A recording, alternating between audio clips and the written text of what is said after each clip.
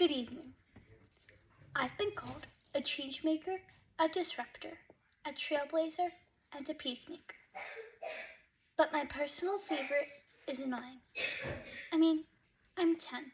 I'm supposed to be annoying. But I'm annoying in ways that may be different than most 10-year-olds. Most 5th graders, sorry.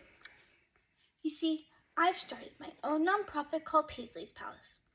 I focus on education projects for the most vulnerable children in the world, refugee children. I've built schools on 2 continents, invented a pop-up classroom, raised a total of $95,000 for refugee children to go to school, and I'm currently building a Montessori primary school in Africa. Recently, I returned from the Global Refugee Forum at the United Nations, where I engaged in discussions about the transformative power of early childhood education in conflict zones. At 10 years old, foreign diplomats and ministers of education are surprised to see my authentic enthusiasm for humanitarian action. Most adults are shocked to find a kid in the room when having these tough conversations. In fact, last month, the question I was asked most was, "How old are you?" I was able to quickly take control of the conversation by responding with, "Well, how old are you?" From Gaza and Ukraine to Sudan and Venezuela, we all know that there is no shortage of conflict in our world today. Whether it's between countries, communities, or individuals, years of conflict have deeply scarred our world today and created a humanitarian crisis. There are more than 122 million displaced people, and over half of them are kids. That is larger than the entire population of the Philippines, which is the 13th most populated country in the world. If there was a piece of fabric on your seat when you came in, please stand up. 232 people are standing. 232 people are forced to leave their homes each minute. If you were given the choice to flee or die, what would you choose? Each piece of fabric handed out was cut from a life jacket, like those used to reach safety while crossing the Mediterranean Sea. As I will share with you later, during one of my first going out experiences, I visited a life jacket graveyard where hundreds of thousands of life jackets were piled high, each symbol of a mass migration and the refugee crisis. Those of you who are still standing may be seated. Maria Montessori's grassroots activism and her work to bring about peace is arguably more relevant today than 100 years ago. Childhood is a crucial period in which an attitude towards peace is developed. Montessori's visionary plan argued for sweeping transformation and a complete end to war through the education of children. Her goal was peace, and teaching was her method. I've heard the phrase, "you are the future," but I just wonder, why do I have to wait for the future? Or even tomorrow? Why aren't we capitalizing on today? I am a young person in this world that wants to make a difference today. Changemakers are not born. They are taught, guided, and inspired to think like problem solvers, and we need them now. I'm obsessed with I'm obsessed with my generation and our potential. What if I told you that it takes less than 3 minutes to spark change in the world?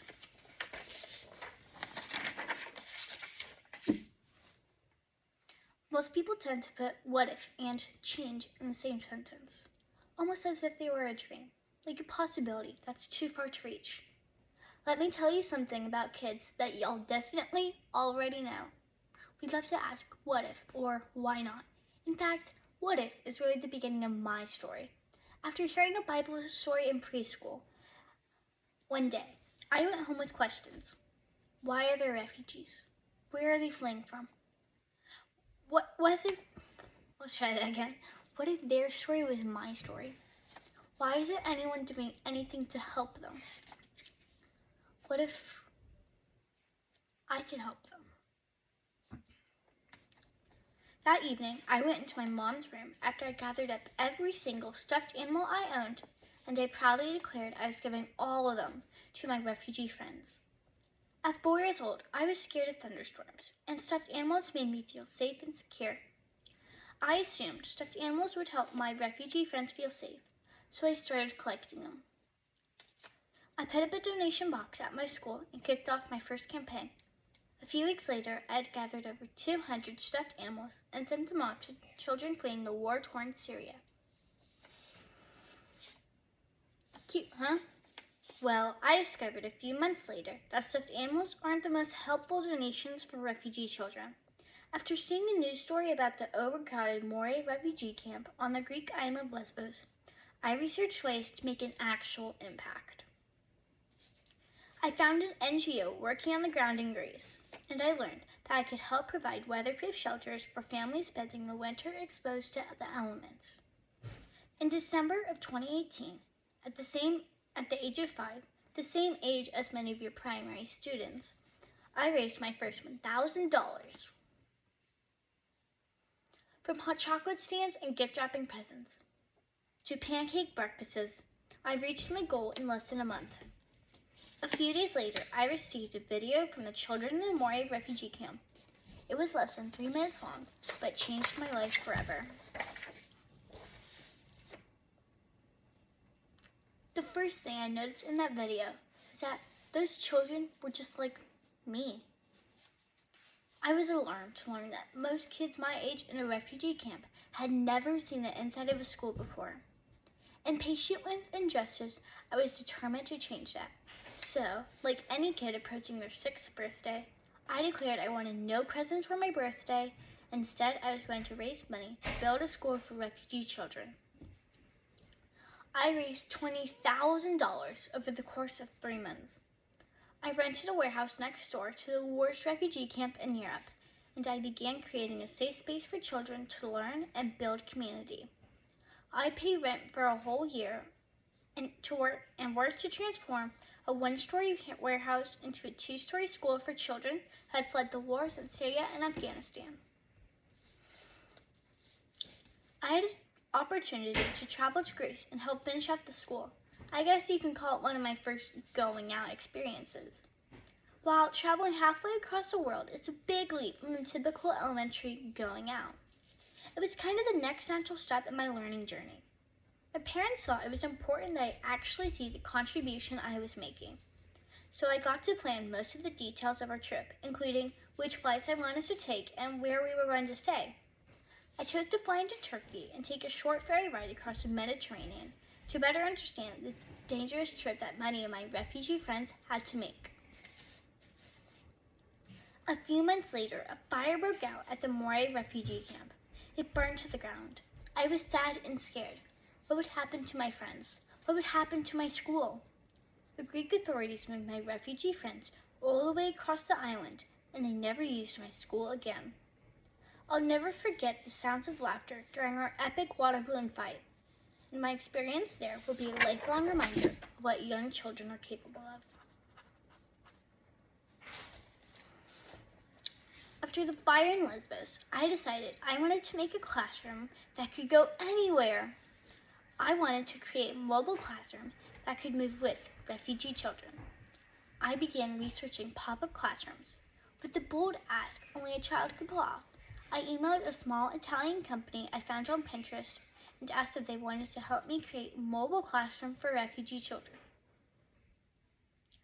Less than 3 days later, I received an enthusiastic yes from my new friends at Totem Italia, and we began our quest to create a flexible, transformative classroom for children. What began as a 6-year-old's imaginative dream turned into this, a flat-pack classroom that can be deployed in minutes. With pieces that click and lock together, the Shine Box was created to let children take charge of the classroom design. The child-sized furniture is easy to transport and encourages movement, collaboration, and inclusion. The individual stations can be used as a work surface or seat and combined to create a collaborative space. Its slightly curved shape is ergonomic and creates a small, cozy space that when combined creates a circle. After a bulky first prototype that got stuck in the London Heathrow Airport, this version is small enough to fit in the overhead compartment of an airplane, and 2 shine boxes can create a fully functioning learning space for 25 children. Just a few weeks after my 8th birthday, the pop-up classroom was ready to deploy. Through research, I learned that Uganda is home to 1.4 million refugees and has the most empowering refugee laws out of any country in the world. It was the perfect place to pilot my project. I spent months learning about the refugee camps in Uganda, and I became good friends with a refugee-led initiative in the Rwanda refugee settlement.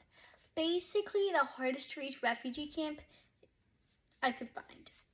Armed with 10 pop-up classrooms, my family followed me to Uganda to launch my pilot project. Along with the physical materials to create Classroom in Minutes, the program I launched in Uganda includes a digital skills training program that requires no internet access, a menstrual health education program, solar lamp distribution, and a community bike share. Co-created alongside my refugee friend Olivier, the initiative has impacted and empowered over 3,000 learners so far. By listening to the community and seeking partnerships with local programs that let refugees lead the way, the SHINE solution is lifting displaced people out of poverty and providing a renewed sense of hope. When my time in Uganda came to an end, I was filled with peace and lifelong friendships. I was struck with a renewed enthusiasm for finding a way to create a peaceful world, as I reflected on the harsh realities of children from war-torn countries. I realized a classroom as a space to grow and thrive is often not an option. The most basic needs are unmet. The educational promise is unfulfilled and traumas untreated. The fact that children continue to pay the biggest price for wars they didn't start was the catalyst for my further exploration into peace education. After many calls to the United Nations, yes, you can actually Google their phone number and leave messages for them. I stumbled upon the Montessori method. I was not lucky enough to attend a Montessori primary school, but my younger brother is. Clearly, my parents love him more than me.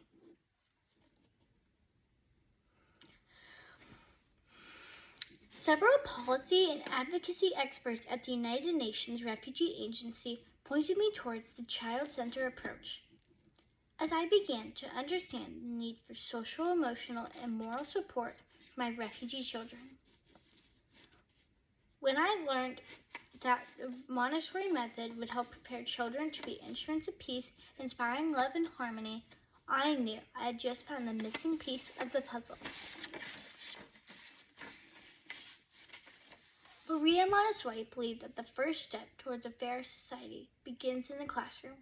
In the book, The Best Weapon for Peace, I learned that Dr. Montessori believed that she could help children overcome trauma because of the soothing effects of some of the activities and the stimulating class materials that awaken the senses.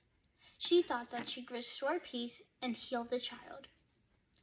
Illuminated by imagination and enthusiasm, I began imagining a school specifically designed for children affected by war. Peace won't happen by accident. We have to learn to be peaceful. Last January, we broke ground on Peacemaker Preschool, a Montessori-inspired preschool in Uganda. It is a school for children who had to flee their homes because peace was nowhere to be found.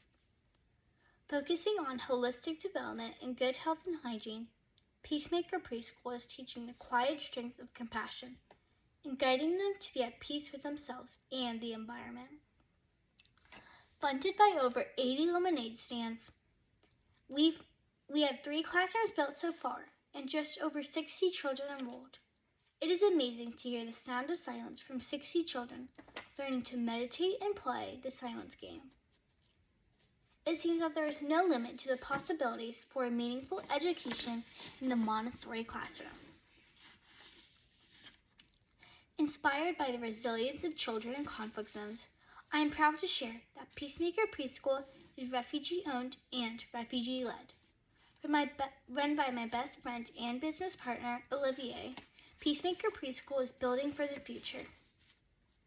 Focusing on self-reliance and creating a culture of peace, I am inspired the impact these Montessori children will have on their community.